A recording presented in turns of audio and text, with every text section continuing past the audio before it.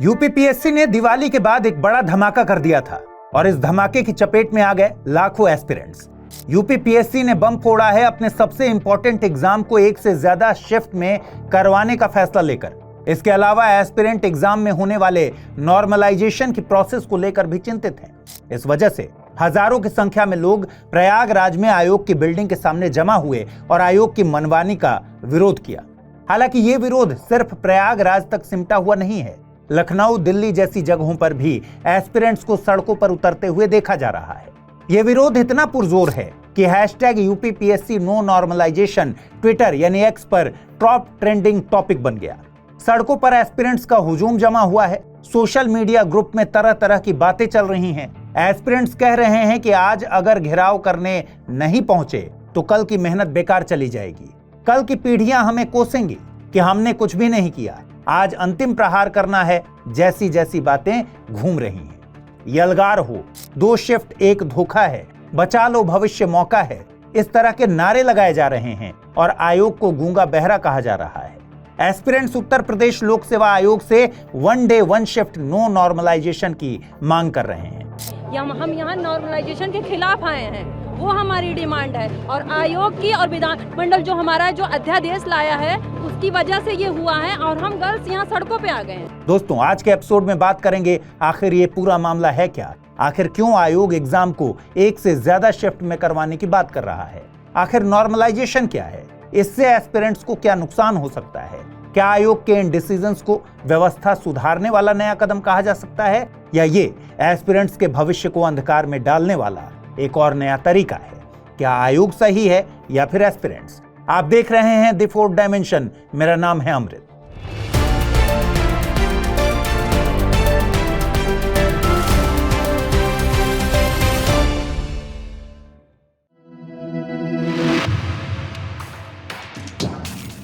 दरअसल 5 नवंबर को यूपीपीएससी ने कंबाइंड स्टेट अपर सबऑर्डिनेट सर्विसेज प्री एग्जाम और समीक्षा अधिकारी, सहायक समीक्षा अधिकारी ROARO के रिगार्डिंग नोटिफिकेशन रिलीज किया था।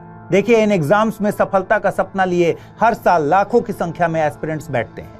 इस बार पीसीएस की परीक्षा के लिए फॉर्म भरने वाले एस्पिरेंट्स की तादाद 5,76,154 है। वहीं ROARO के लिए 10,76,004 एस्पिरेंट्स ने फॉर्म भरा है। बहरहाल, नोटिफिकेशन में आयोग द्वारा दोनों परीक्षाएं कैसे आयोजित होंगी ये बताया गया। दोनों एग्जाम्स दिसंबर में होने वाले हैं।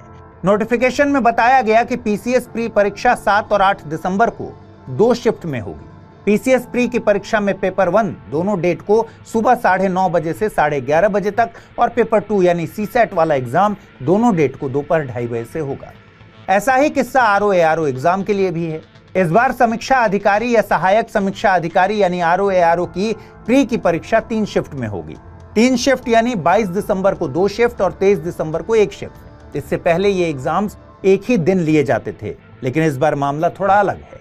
एस्पिरेंट्स अब ये सवाल पूछ रहे हैं कि ये एग्जाम आखिर 2 दिन में क्यों करवाए जा रहे हैं। ऐसी क्या समस्या आ गई है कि इतने सालों से जो एग्जाम एक ही दिन में करवाया जाता था, अब उसके लिए 2 दिन तय करना पड़ा। प्रयागराज में एस्पिरेंट्स आयोग के दरवाजे पर जा पहुंचे हैं और इस बात का जमकर विरोध कर रहे हैं। आपने ऐसी कई वीडियोस, क्लिप जरूर देखी होंगी। एस्पिरेंट्स की मांग है कि दोनों परीक्षाओं को एक दिन एक शिफ्ट में आयोजित किया जाए। मीडिया से मिले डेटा के अनुसार पिछले 5 सालों में देश भर में 19 स्टेट्स में कम से कम 65 एग्जाम्स के पेपर लीक हुए। जैसे 2021 में भारतीय सेना की भर्ती के लिए कॉमन एंट्रेंस एग्जाम, 2023 का central teachers eligibility test CTET, 2021 का नीट एग्जाम एटसेट्रा। जिन स्टेट्स में कोई कार्रवाई नहीं हुई है वहां कोई भी पेपर लीक ना हुआ हो, यह मानना भी मुश्किल लग रहा है। कुछ मीडिया रिपोर्ट्स के अनुसार सबसे ज्यादा पेपर लीक के मामले उत्तर प्रदेश के हैं। इसके बाद राजस्थान और महाराष्ट्र का नंबर आता है, फिर बिहार, गुजरात और मध्य प्रदेश आते हैं। बहरहाल, सिर्फ उत्तर प्रदेश की बात करें तो एग्जाम करवाने को लेकर यूपी का ट्रैक रिकॉर्ड बहुत खराब रहा है। यूपी में पिछले 7-8 सालों में कई पेपर लीक के मामले देखे गए थे। जैसे 23 अगस्त 2017 को सब इंस्पेक्टर पेपर लीक, फरवरी 2018 में UPPCL power corporation JE paper leak, अप्रैल 2018 में यूपी पुलिस का पेपर लीक, जुलाई 2018 में अधीनस्थ सेवा चयन बोर्ड का पेपर लीक, अगस्त 2018 में स्वास्थ्य विभाग प्रमोशन पेपर में गड़बड़ी, सितंबर 2018 में नलकूप ऑपरेटर पेपर लीक, जुलाई 2020 में 69,000 शिक्षकों की भर्ती पेपर लीक, अगस्त 2021 में बीएड प्रवेश परीक्षा की पेपर लीक, अगस्त 2021 में पीईटी पेपर लीक। अभी कुछ समय पहले ही पीसीएस जे का एग्जाम भी सवालों के घेरे में आया था। इस एग्जाम में आरोप लगाया गया कि पीसीएस जे 2022 मेंस रिजल्ट में 50 कैंडिडेट की कॉपियां बदल दी गई थी। इस मामले में उत्तर प्रदेश लोक सेवा आयोग के 5 अधिकारियों का नाम भी सामने आया था, जिनमें से 3 को सस्पेंड भी किया गया था। जब इस लेवल की धांधली होती है तो वाकई सरकार को पेपर सही, पारदर्शी, निष्पक्ष तरीके से करवाने में काफी चुनौतियों का सामना करना पड़ता है। देखिए, सरकार के सामने पारदर्शी परीक्षा करवाने की चुनौती हमेशा से रहती है। कोई भी सरकार नहीं चाहती कि पेपर लीक हो, एस्पिरेंट्स को परेशानी हो, लेकिन पेपर लीक होते रहते हैं और एग्जाम निरस्त होते रहते हैं और लाखों एस्पिरेंट्स का भविष्य अंधकार में लटका होता है। लेकिन हम हमेशा देखते हैं कि पेपर लीक हो गया है। इस बार आरओएआरओ का पेपर भी लीक हुआ था, जिसके तार मध्य प्रदेश से जुड़े हुए थे, और अब यही एग्जाम फिर से हो रहा है। लेकिन इस बार मामला पेपर लीक नहीं बल्कि दूसरे कारणों से चर्चा में है। अब ये जानते हैं कि यूपीपीएससी के पीसीएस और आरओएआरओ एग्जाम्स को 2 शिफ्ट में करवाए जाने के पीछे आयोग ने क्या तर्क दिया। आयोग का तर्क है कि बेहतर कंट्रोल, पारदर्शिता और एडमिनिस्ट्रेशन के कड़े मानकों के कारण प्रदेश में एप्रोप्रिएट एग्जामिनेशन सेंटर सारे जिलों में अवेलेबल नहीं है। आयोग के अनुसार एक साथ लाखों एस्पिरेंट्स की परीक्षा करवाने के लिए उत्तर प्रदेश लोक सेवा आयोग को प्रदेश के सभी 75 जिलों में कुल 1758 केंद्रों की जरूरत थी, लेकिन आयोग को सिर्फ अपने मानक पर 55% केंद्र ही खरे उतरते हुए मिले। यानी 41 जिलों में कुल 978 सेंटर ही आयोग के अनुसार एग्जाम कंडक्ट करवाने के योग्य मिले हैं। आयोग का तर्क है कि प्राइवेट स्कूलों में पेपर लीक की आशंका है, इसलिए सरकारी कॉलेजों को ही सेंटर बनाया जाएगा। हालांकि ये सभी जिला मुख्यालय से 20 किलोमीटर के अंदर होंगे। अब इन 978 सेंटर्स में एक साथ 4,35,074 एस्पिरेंट्स ही परीक्षा दे सकते हैं। चूंकि फॉर्म की संख्या ज्यादा है और सुरक्षा व्यवस्था भी देखनी है, इसलिए ट्रांसपेरेंसी के लिए पीएससी परीक्षा 2 दिन में करवाई जा रही है। जबकि एस्पिरेंट्स का तर्क है कि ऐसे कैसे पॉसिबल हो सकता है कि बाकी 34 जिलों में कोई भी सरकारी सेंटर एग्जाम कंडक्ट करवाने के लायक ही नहीं है। इन जिलों में भी कई सरकारी मेडिकल कॉलेज हैं, इंजीनियरिंग कॉलेज हैं, उन्हें भी तो सेंटर बनाया जा सकता है। एस्पिरेंट्स की एक आशंका यह भी है कि प्रशासन ने सुरक्षा व्यवस्था की आड़ में पक्षपात करने के लिए 41 जिलों में सेंटर डिसाइड किया है, क्योंकि यही प्रशासन कुंभ महापर्व के समय करोड़ों की संख्या में आए श्रद्धालुओं को सुरक्षा प्रोवाइड करवाता है। यही शासन प्रशासन पूरे यूपी में एक साथ 10 लाख अभ्यर्थियों का एग्जाम कंडक्ट क्यों नहीं करा सकता। हालांकि कई एस्पिरेंट्स इस 2 शिफ्ट के समर्थन में भी हैं। इनका कहना है कि चुनाव भी इसी तरह से तो होता है। अब कोई कहे कि 7 चरणों में क्यों होता है, 1 चरण में करवा दीजिए, ये तो सही तर्क नहीं होगा। जब सरकार कह रही है कि इन जिलों में परीक्षा करवाने से हम बेहतर प्रशासनिक व्यवस्था दे सकते हैं, बेहतर ट्रांसपेरेंसी दे सकते हैं, पेपर लीक ना हो ये सुनिश्चित कर सकते हैं, तो 2 शिफ्ट वाली व्यवस्था बेहतर ही समझ में आती है। लेकिन यहाँ पर 2 शिफ्ट के विरोध में खड़े हुए एस्पिरेंट्स का क्या कहना है? उनका कहना है कि पिछली बार आरओएआरओ एग्जाम का पेपर एग्जामिनेशन सेंटर से नहीं बल्कि प्रिंटिंग प्रेस से लीक हुआ था, और इस बार भी प्राइवेट प्रिंटिंग प्रेस से ही पेपर छप रहा है। तो सरकार को ध्यान देना चाहिए प्राइवेट प्रिंटिंग प्रेस की सिक्योरिटी पर। वहां निगरानी की ज्यादा जरूरत है, और सरकार ने इसका सॉल्यूशन क्या निकाला? 2 शिफ्ट में पेपर कंडक्ट करवाना, जिससे अननेसेसरली गरीब एस्पिरेंट्स का नुकसान होगा। 2 शिफ्ट में पेपर लिए जाने से गरीब एस्पिरेंट्स को किसी शहर में 2 दिन रुकना पड़ेगा या अननेसेसरली कई किलोमीटर की यात्रा करनी पड़ेगी। लेकिन एस्पिरेंट्स की नाराजगी सिर्फ 2 शिफ्ट से नहीं है, बल्कि वो नॉर्मलाइजेशन प्रोसेस का भी विरोध कर रहे हैं। आयोग कहता है कि 2 परीक्षाओं के 1 से ज्यादा शिफ्ट में पेपर लिए जाने से किसी भी एस्पिरेंट के साथ कोई भेदभाव ना हो, दिक्कत ना हो, इसके लिए नॉर्मलाइजेशन की प्रोसेस अपनाई जाएगी। चलिए सबसे पहले नॉर्मलाइजेशन का कॉन्सेप्ट समझ लेते हैं। देखिए, नॉर्मलाइजेशन हर एग्जाम में लागू नहीं होता। जो परीक्षाएं 1 दिन में खत्म हो जाती हैं, उसमें नॉर्मलाइजेशन नहीं अपनाया जाता। यह केवल उन एग्जाम्स में अपनाया जाता है जहां एग्जाम अलग अलग डेट पर होते हैं और जहां पेपर अलग अलग होते हैं। अब जब अलग अलग पेपर होंगे तो स्वाभाविक है कि हर पेपर का डिफिकल्टी लेवल अलग अलग होगा। हो सकता है कि जिस शिफ्ट में पेपर इजी आया हो उसमें एस्पिरेंट्स ज्यादा स्कोर कर लें, और जो पेपर कठिन आया हो उसमें स्कोर कम आए। इस कारण इजी पेपर वाले शिफ्ट के ही एस्पिरेंट्स को फायदा ना हो, इसलिए नॉर्मलाइजेशन प्रोसेस को अपनाया जाता है। इसके लिए एक फॉर्मूला बनाया जाता है। आप स्क्रीन पर यह फॉर्मूला देख पा रहे होंगे। नॉर्मलाइजेशन फॉर्मूले से किसी कैंडिडेट का परसेंटाइल जानने के लिए उसे मिले मार्क्स के बराबर या उससे कम मार्क्स हासिल करने वाले सभी कैंडिडेट्स की संख्या और उस शिफ्ट में उपस्थित कुल कैंडिडेट की संख्या के भागफल को 100 से गुणा करना होगा। अब इस नॉर्मलाइजेशन प्रोसेस को समझने के लिए RO-ARO एग्जाम का ही एग्जाम्पल ले लेते हैं। इसमें 3 शिफ्ट में एग्जाम होने हैं। मान लीजिए हर शिफ्ट में 2-2 एस्पिरेंट्स बैठे हुए हैं। ये भी मान लेते हैं कि पहली शिफ्ट का पेपर कठिन आया है। यहाँ दोनों एस्पिरेंट्स को क्रमशः 80 और 85 मार्क्स मिले हैं।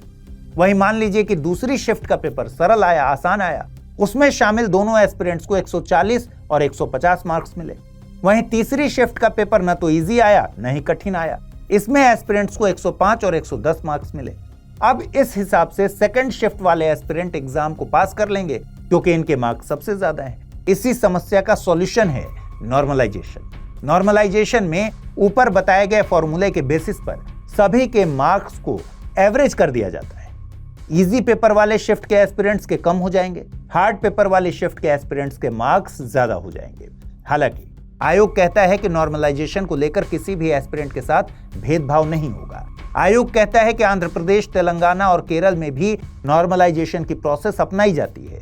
यहाँ एस्पिरेंट्स का कहना है कि 2 या 3 शिफ्ट में पेपर होगा तो पेपर अलग अलग होगा। पेपर अलग अलग होगा तो कोई पेपर कठिन होगा, कोई सरल होगा। इसमें समस्या यह है कि ये कैसे तय होगा और कौन तय करेगा कि कौन सा पेपर कठिन था और कौन सा सरल।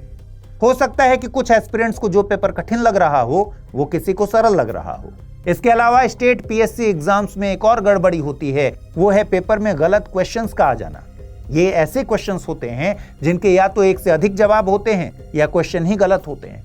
आप यकीन नहीं करेंगे लेकिन कई बार PSC एग्जाम्स में 10 से 20 क्वेश्चंस गड़बड़ी के चलते बाद में हटाए गए। अब जब 2 या 3 शिफ्ट में पेपर होंगे तो हो सकता है कि किसी शिफ्ट में गड़बड़ी के चलते ज्यादा क्वेश्चन हटाए जाएं और किसी में कम हटाए जाएं। ऐसे में तो विवाद की सिचुएशन बन जाएगी और मामला कोर्ट में चला जाएगा और एग्जाम ही लंबित हो जाएगा। एस्पिरेंट्स का कहना है कि ये आयोग और सरकार की मनमानी है जो PCS जैसी परीक्षा में नॉर्मलाइजेशन की बात कर रही है। तर्कों में ये बात भी शामिल है कि आसपास के राज्य जैसे MP, राजस्थान, उत्तराखंड, बिहार, इन राज्यों की सिविल सेवा परीक्षा में कहीं भी नॉर्मलाइजेशन का कॉन्सेप्ट नहीं है। आपको यह भी बता दें कि इस परीक्षा में नॉर्मलाइजेशन की जिस प्रक्रिया को अपनाया गया है उसे उत्तर प्रदेश राज्य और अन्य बनाम अतुल कुमार द्विवेदी और अन्य मामले में 7 जनवरी 2024 को सुप्रीम कोर्ट ने बिल्कुल हरी झंडी दे दी थी। सुप्रीम कोर्ट को इसमें कोई भी समस्या नहीं दिखाई दी थी। वहीं नीट जैसे बड़े एग्जाम्स में जहां लाखों की संख्या में एस्पिरेंट्स बैठते हैं वहां नॉर्मलाइजेशन की प्रोसेस फॉलो होती है। नॉर्मलाइजेशन के सपोर्ट में यह भी तर्क दिया जाता है कि 2013 के पहले यूपी PSC प्री एग्जाम में 2 सब्जेक्ट लेने का नियम था। कोई सब्जेक्ट कॉम्बिनेशन में हिस्ट्री मैथ लेता था, कोई ज्योग्राफी और सोशियोलॉजी। तब भी यह मसला आता था कि मैथ लेने वाले के तो ज्यादा नंबर आएंगे, लेकिन उस वक्त इस मसले को हल करने के लिए स्केलिंग प्रोसेस का इस्तेमाल किया जाता था। उस समय ऐसा कोई भी विवाद सामने नहीं आया था, तो अब ऐसा विवाद क्यों उठ रहा है? देखिए, आयोग पिछले कई सालों से पेपर निष्पक्ष करवाने में विफल रहा है, ये सबको पता है। कभी पेपर लीक होता है तो कभी अधिकारियों की साठगांठ से आंसर कॉपी की अदला बदली हो रही है। कभी एक ही समुदाय के एस्पिरेंट्स के सिलेक्शन पर आयोग पर सवाल उठा। आयोग एक संवैधानिक संस्था है और इस पर ऐसे आरोप सिर्फ और सिर्फ एक संवैधानिक संस्था की कॉम्पिटेंसी पर कई सवाल उठाते हैं। अब मान लीजिए कि आयोग अपने ऊपर लगे आरोपों को धुलने और व्यवस्था में बदलाव करने के लिए कोई बड़ा कदम भी उठाता है तो इसके पीछे रिकॉर्ड को देखते हुए सभी कदमों पर संशय होना लाजमी है। हालांकि ऐसी सिचुएशन में आयोग को एस्पिरेंट्स को गारंटी देनी चाहिए कि इन नवाचारों से उनके भविष्य के साथ कोई भी खिलवाड़ नहीं होगा और ये नई व्यवस्था केवल सीरियस एस्पिरेंट्स को फायदा पहुंचाने के लिए बनाई गई है। कुछ लोग कह रहे हैं कि आयोग अपनी जगह सही है क्योंकि हर साल एस्पिरेंट्स की संख्या बढ़ती जा रही है और निष्पक्ष तरीके से एग्जाम को कंडक्ट करवाने के लिए एक से ज्यादा शिफ्ट जरूरी है और नॉर्मलाइजेशन ये भी जरूरी है। वहीं कुछ इन सब तरीकों को एक खराब मंशा की तरह देख रहे हैं जिससे कुछ हो या ना हो सिर्फ कॉम्प्लिकेशन बढ़ेगा और सरकारी भर्तियां सिर्फ कोर्ट रूम के चक्कर लगाएंगी और तैयारी करता हुआ एस्पिरेंट सिर्फ वक्त और पैसा बर्बाद करेगा। आप भी कमेंट करके अपनी बात रखिए। आज के एपिसोड में इतना ही। जल्द ही मुलाकात होगी किसी और टॉपिक के साथ। तब तक पढ़ते रहिए, सीखते रहिए, बढ़ते रहिए। नमस्कार।